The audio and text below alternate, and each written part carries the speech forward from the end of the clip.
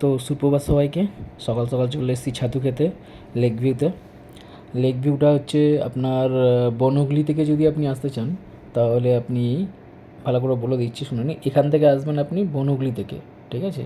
আর যদি আপনি নপাড়া metro station থেকে ওদিক থেকে আসতে চান, নপাড়া থেকে এদিক থেকে আসবেন। তো আগে দেখে নিন কীভাবে ছাতুটা বানাচ্ছে, তারপরে বলছি যে আরও অ্যাড্রেসটা কোথায়।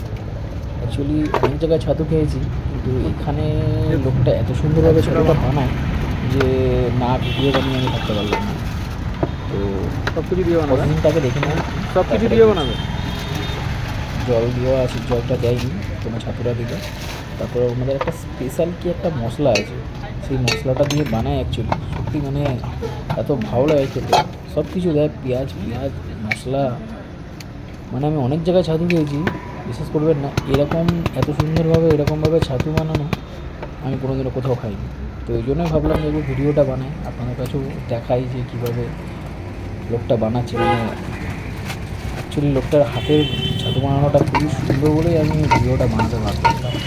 সবাই তো ভিডিও এদিকে ওদিকে বানায়, তো ভালো জিনিসের একটু প্রচার করাটা দরকার। তো সেই জন্য ভিডিওটা বানানো, ঠিক আছে?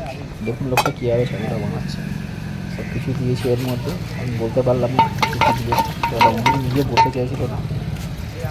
একটু হালকা জল দিয়ে, মানে অ্যাকচুয়ালি আমি একটা রেসিপি তৈরি করছি এমনভাবে না যে লোক দেখলে বলবো যে হ্যাঁ এই জিনিসটা খাওয়ার মতন খুব সুন্দর হয়েছে।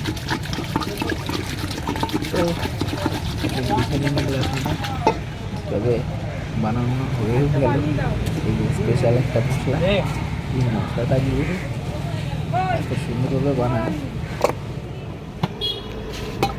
Wow, just looking like wow. Kachori लगती है।